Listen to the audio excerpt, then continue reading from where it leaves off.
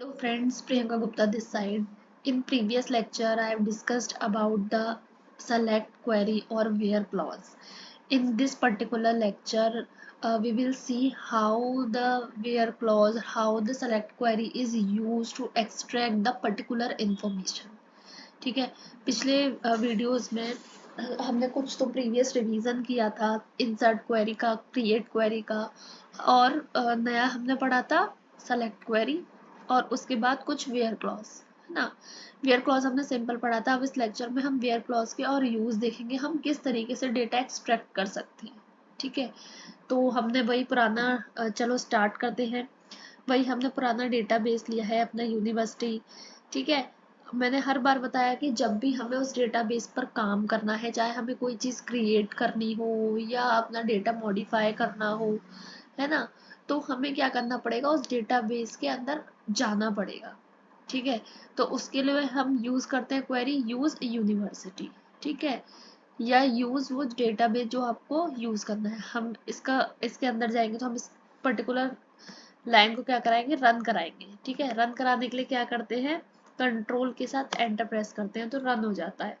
Run command हुई या नहीं हुई है, हमने जो रन करा है वो सही से हुआ है या नहीं हुआ है रन, हम क्या करते हैं, वो नीचे से जो विंडो आ रही है इस पर देखते हैं। ठीक है, इस पे हमारा बिल्कुल सही है, ये आ रहा है। ये जो हमारे बीच के क्वेरीज हैं, हमें इनको वापस रन कराने की जरूरत नहीं है, क्योंकि ये हमारी ऑलरेडी कहाँ है, डेटाबेस में स्टोर्ड है वैल्यूज, है ना। अगर हम कराएंगे तो हमारे पास क्या आएगा, एरर आएगा। जैसे क्रिएट क्वेरी में अगर हम सेम नाम दोबारा से उसको रन कराएंगे तो क्या आएगा, एरर आएगा। लास्ट वीडियो में भी हमने देखा था कि हमने ऑलरेडी स्टूडेंट नाम की टेबल क्रिएट कर रखी थी और हमने इसको दोबारा रन कराया तो क्या एरर आया था कि जो टेबल है ऑलरेडी क्रिएटेड है। ठीक है, क्योंकि हमें हमेशा नए नेम से ही या नई टेबल ही क्रिएट करनी होती है। ठीक है, उससे कोई फर्क नहीं पड़ता कि कॉलम नेम क्या है ना। अगर जैसे आपने कोई स्टूडेंट टेबल आपने बना रखी है, इसके अलावा आप बनाते हो स्टूडेंट वन नाम से सपोज टेबल, तो ज़रूरी नहीं है कि आप उसके कॉलम्स डिफरेंट रखोगे, आप सेम नेम के भी कॉलम रख सकते हो, उससे कोई फर्क नहीं पड़ता। ठीक है, फिर हमने इसमें कुछ वैल्यूज इंसर्ट कराई थी, है ना। फिर हमने क्या करा था, नई नए कल जो प्रीवियस लेक्चर था अपना, हमने उसमें एक नई टेबल क्रिएट करी थी टीचर नेम से और उसमें कुछ 3-4 फील्ड दिए थे।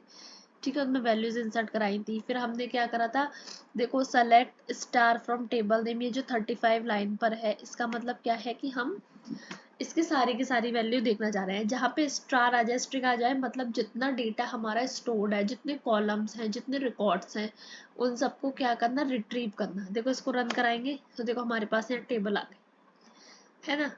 ठीक है, इसके बाद हमने क्या करा, इसको रन कराओ, इसको रन करा के देखो हमारे पास पूरी टेबल आ गई। ठीक है, फिर हमने क्या करा, हमने वो सारे कॉलम्स हमको चाहिए जहाँ पर ब्रांच क्या है, सी एस है, हमने इसको रन कराया तो हमारे पास सी एस का डेटा आ गया। ठीक है, फिर हमने क्या करा, ईसी का करा के देखा कि क्या हमारे पास कोई ईसी का रिकॉर्ड है, तो हमने क्या करा, इसको भी रन करा के देखा तो हमारा ईसी का रिकॉर्ड आ गया। ठीक है, देखिए अभी तो हमने कुछ डेटा इंसर्ट किया है तो हम अपने आंखों से भी देख पा रहे हैं 4-5 वैल्यूज में कि ईसी की एक रो है और सीएस की 4-5 रो है। लेकिन जब हमारे पास लार्ज अमाउंट ऑफ डेटा होता है ना, ये यूजफुल वहाँ होते हैं। जैसे 1000 रिकॉर्ड का हमारे पास कोई एक डेटा है, अगर उसमें से हम सीएस की वैल्यू निकालेंगे तो ऑब्वियसली 1000 रो को आप मैनुअली चेक करना इट्स क्वाइट डिफिकल्ट, है ना। तो हम ये सेलेक्ट क्वेरीज यूज करते हैं कि एक बार क्वेरी चला दो सी एस का डेटा आ जाए, या क्वेरी चला दो मैकेनिकल का डेटा आ जाए। ठीक है, तो हम यहाँ पर ये चीजें करते हैं। अब हम नया ये पढ़ने वाले हैं कि और कैसे हम वेयर क्लॉज यूज कर सकते हैं।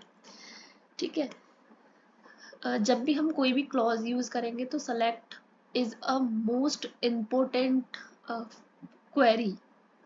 ओके, बहुत इंपॉर्टेंट है, क्योंकि सिर्फ सेलेक्ट क्वेरी ही एक ऐसे डीक्यूएल क्वेरी है जिससे हम डेटा रिट्रीव करते हैं, वापस लेते हैं, है ना। अभी तक हम डेटा बना रहे थे, डेटा स्टोर कर रहे थे, अब इससे हम डेटा अपना क्या कर रहे हैं, फैच कर रहे हैं कि हमें किस अकॉर्डिंग डेटा चाहिए। तो अब हम क्या करते हैं कि हमें जैसे हमने ये देखा था, देखिए स्टूडेंट टेबल में क्या था, ये हम स्टूडेंट टेबल को रन करते हैं। स्टूडेंट टेबल में हमने देखा नेम है, ब्रांच है और मोबाइल नंबर है ना। अब हम चाहते हैं कि हमारे पास ना मोबाइल नंबर ना आए, सिर्फ नेम और ब्रांच आए। ठीक है, तो उस लिए इसके लिए हम क्या करेंगे, हमने क्या करा, सेलेक्ट लिखा, ठीक है, कॉलम का नेम दिया, हमारे पास जैसे नेम कॉलम है तो हमने नेम लिखा, हमें ब्रांच भी चाहिए तो हमने ब्रांच लिखी, हमें मोबाइल नंबर नहीं चाहिए तो हम नहीं लिखेंगे, ठीक है। उसके बाद किस टेबल से चाहिए, फ्रॉम, कौन सी टेबल से चाहिए, हमारे टेबल का नाम क्या था, STU, सेमी कॉलन लगा दो। अब इसको देखो रन करो, तो देखो आप देखोगे नेम और ब्रांच दो ही फील्ड आपके पास आए, ठीक है। देखो इसमें CS का डेटा भी है, EC का डेटा भी है।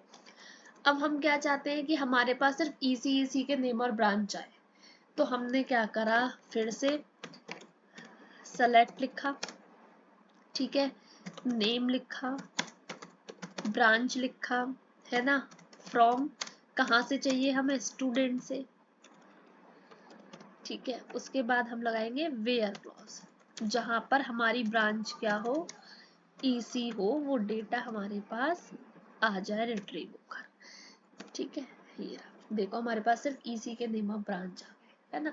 एस्ट्रिक लगा रहे थे तो जब हम स्टार वाला साइन लगा रहे थे तो क्या हो रहा था कि जितने भी कॉलम्स है, अगर आपने 100 कॉलम का कोई डेटा रिकॉर्ड तैयार किया हुआ है तो आपके पास 100 के 100 कॉलम्स आएंगे, लेकिन आपको क्या चाहिए, 4-5 चीजें चाहिए, तो वो वही 100 के कॉलम में आप कैसे देखोगे वो 4-5 चीजें।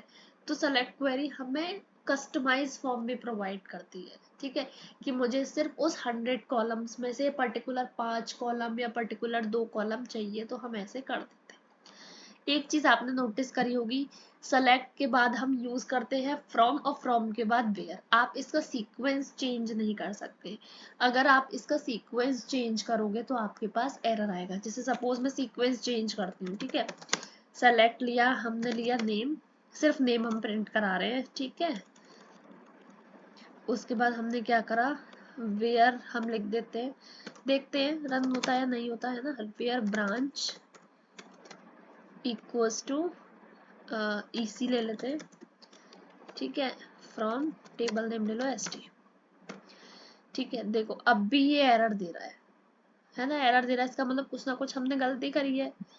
बट स्टूडेंट माइंड है, स्टूडेंट का तो माइंड यही होता है कि हम ऐसा बताया है तो हम ये करके देखते हैं, वो करके देखते हैं। देखो करके देखना इट्स बहुत ज़्यादा इम्पोर्टेंट है। जब तक आप करके नहीं देखोगे आपके माइंड में जो क्वेरीज है तो आप इन अपने आंसर तक पहुंच ही नहीं सकते।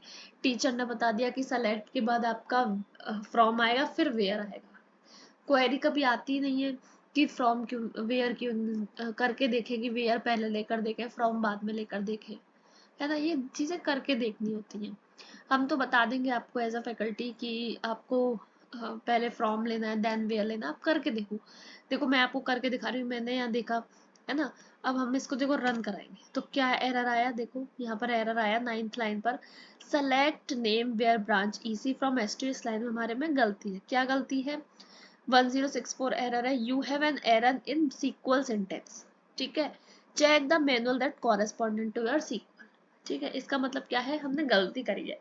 पहले ही बोला था मैंने कि हमें क्या करना है, हमें सेलेक्ट के बाद फ्रॉम यूज करना होता है, then we have to use where clause, ठीक है। हमने रन करा, देखो सिर्फ नेम आ गया, ठीक है, ये चीज है ना।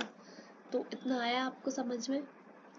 इसके अलावा हम वेयर क्लॉज बहुत तरीके से यूज़ कर सकते हैं, मतलब सेलेक्ट बहुत तरीके से यूज़ कर सकते हैं। धीरे धीरे जब हम आगे क्वेरीज पढ़ेंगे, आगे और ऑल्टर क्वेरी पढ़ेंगे, है ना, डिलीट क्वेरी पढ़ेंगे, ड्रॉप क्वेरी पढ़ेंगे, टर्नकेट पढ़ेंगे, तो हमें पता रहेगा कि हम किस तरीके से चीज़ें यूज़ करते हैं। आप और वेयर क्लॉज में और कंडीशन आप लगा लगा कर देखिए, और बड़ा डेटा आप क्रिएट करके देखिए, है ना। जितना बड़ा डेटा होगा उतनी आप क्वेरीज अच्छे से समझ पाओगे, ठीक है। तो आज के लिए बस इतना ही, right. If you like my videos, my content, my teaching methodology, please do like, share and subscribe my video. If you want some more subject lectures, please do message. Instagram link will be shared in this particular video description. Okay. वैसे मैंने कोशिश करूँगी कि मैं आगे आपको और अच्छी टॉपिक्स पर वीडियोस दूँ, या सब्जेक्ट पर, like one of my subject is natural language processing, design and analysis of algorithm, data structure. So I'll try to make a video on that subject. Okay, आज के लिए इतना ही. Thank you. Do subscribe and like, share.